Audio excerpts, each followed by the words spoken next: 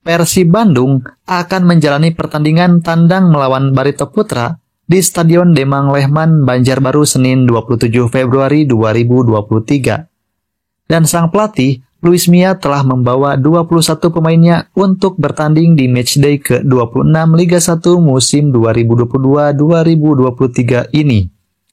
Kita mulai dari penjaga gawang, ada 3 pemain.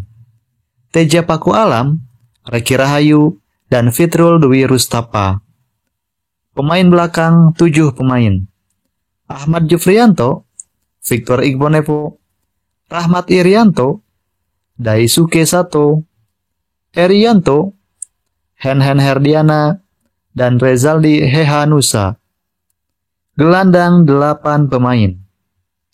Mark Lok, Beckham Putra, Abdul Aziz, Erwin Ramdhani, Deddy Kusnandar, Febri Haryadi, Arsan Makarim, dan Freds Butuan. Penyerang 3 pemain.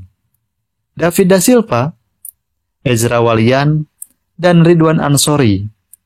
Sementara itu, ada 3 pemain yang absen karena hukuman akumulasi kartu, yaitu Ciro Alves, Ricky Kambuaya, dan Nick Wipers.